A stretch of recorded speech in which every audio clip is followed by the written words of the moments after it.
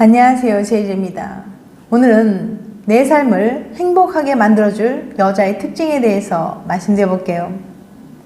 구독과 좋아요, 알람 설정까지 해주실 거죠? 그럼 바로 시작할게요.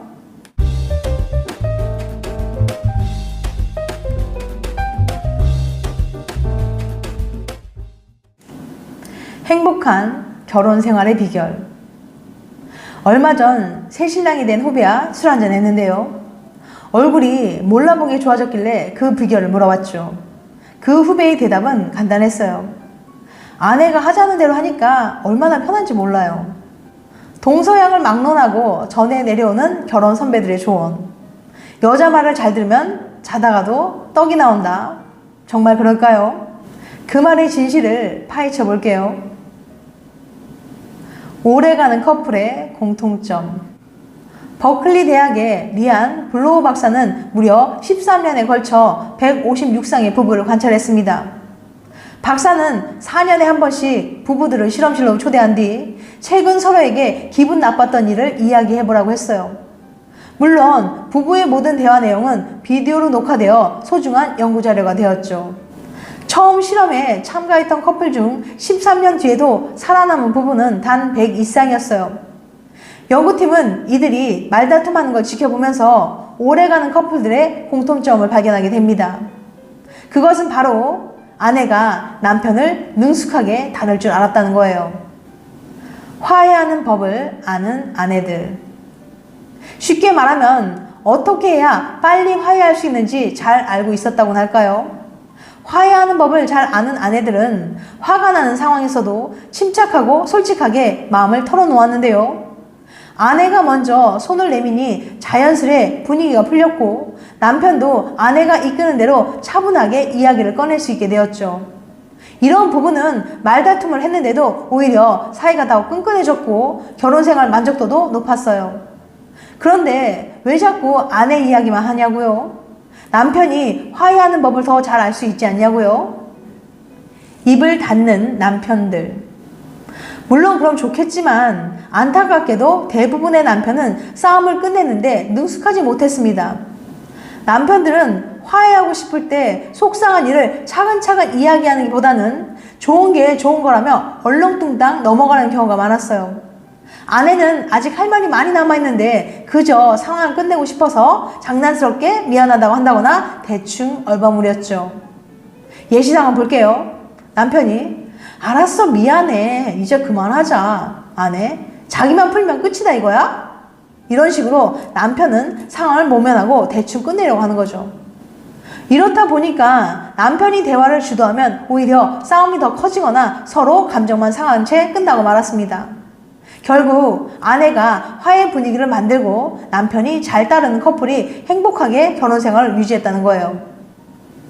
그러니까 결론은 뭐다? 첫째, 아내를 화나게 하지 말자. 둘째, 아내 말을 잘 듣자. 연인과 싸운 뒤 화해는 언제 하면 좋을까? 그럼 부부싸움을 하면 싸운 날 바로 화해하는 게 좋을까요? 아니면 다음날 화해하는 게 좋을까요? 탕수육, 부먹, 찍먹만큼이나 논란이 많은 이슈죠. 연인과 싸운 뒤 화해는 언제가 좋을지에 대해서 알아볼게요. 주장 1. 화해는 바로 해야 제맛이지. 어떤 사람들은 연인과 싸우면 그 자리에서 바로 풀어야 한다고 말합니다. 그렇게 하지 않으면 서로의 감정골만 깊어지고 무한의 상상의 나래를 펼쳐 화해하기 더 어려워진다는 거예요. 주장 2. 화해는 감정을 진정시킨 뒤에. 다른 한쪽에서는 이미 서로에게 화가 잔뜩 난 상태라 얘기해봤자 소용이 없다고 주장합니다. 두 사람이 다 감정적인 상태에선 더 심한 말이나 안 나오면 다행이지 화해는 충분한 시간을 가지고 서로 진정한 뒤에 해야 한다는 거죠. 어떤 주장이 맞는 건지 정말 어렵죠. 지금부터 그 어려운 질문에 대한 해답을 찾아볼게요.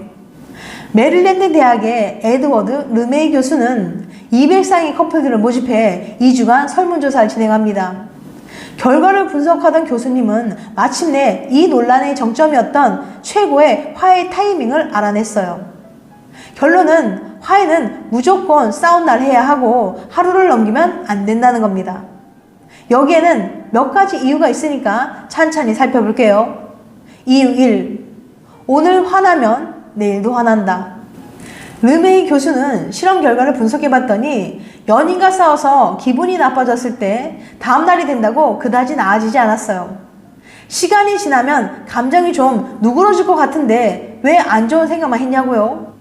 싸운 후 별다른 연락이 없이 하루가 지나가면 연인은 밤새 나쁜 생각만 하게 되거든요. 짜증나. 내일 만나기 싫어. 연락 한 통도 없으시겠다. 지금까지 연락 한 통도 없어? 잘못한 게 없다 이거지? 매번 싸울 때마다 이럴 것 같아 등 부정적인 감정이 지속되는 거예요. 오늘 화난 연인이 내일이라고 다를까요? 아마 다르지 않을걸요. 이유 2. 마음이 식을지도 모른다. 문제는 이런 부정적인 생각이 연인에 대한 감정에도 영향을 미칠 수 있다는 거예요. 과거 연구에 따르면 연인이 나에게 계속 잘해줄 거란 믿음이 있을 때 관계의 만족도가 오르고 친밀한 행동이 부쩍 늘어나며 관계를 지속하려는 의지도 높아져요. 우리가 앞으로도 잘 만나겠구나 라는 생각이 들어야 비로소 마음을 활짝 열고 연인에게 최선을 다하게 된다는 거죠. 하지만 싸운 뒤에 부정적인 생각이 가득하다면 어떨까요? 더 큰 상처를 받기 전에 적당히 사귀어야지 라고 생각한다거나 우린 정말 안 맞는다고 확신하게 될 수도 있어요. 물론 한두 번 만에 바로 이별을 생각하진 않겠지만 싸움이 반복되고 그때마다 안 좋은 생각이 솟아난다면 관계가 지속되기 어렵겠죠. 이 밤이 지나기 전에 당장 화가 나서 심한 말을 할 바에야 시간을 갖고 마음을 누그러뜨린 후에 대화를 나누는 것도 나쁘진 않습니다. 단 싸운 당일을 넘기지 마세요. 연인이 잠자리 들기 전에 무한한 나쁜 상상을 하기 전에 꼭 화해하세요. 만약 상대방이 잘못한 경우라도 먼저 손을 내밀어 보면 어떨까요? 곰곰이 생각해 봤는데 난 내가 이런 말을 해서 좀 서운했어 하고요. 누가 먼저 얘기 걸었는지가 우리가 앞으로 계속 만날지보다 더 중요한 건 아니잖아요. 사랑은 사과하는 것. 당신은 사과를 잘하는 편인가요? 사랑은 사과하지 않는 거란 말은 멋있긴 하지만 틀렸어요. 사실은 진짜 사랑해야 진정한 사과를 할 수 있습니다. 사랑하는 연인과 갈등이 생겼을 때 먼저 손 내밀고 사과해보세요. 서로의 입장을 이해하는데 큰 도움이 될 거예요. 지금까지 내 삶을 행복하게 만들어줄 여자의 특징에 대해서 말씀드렸어요. 다음엔 더 재밌고 유익한 영상을 찾아뵐게요. 끝까지 시청해주셔서 감사합니다. 다음에 또 봬요. 안녕.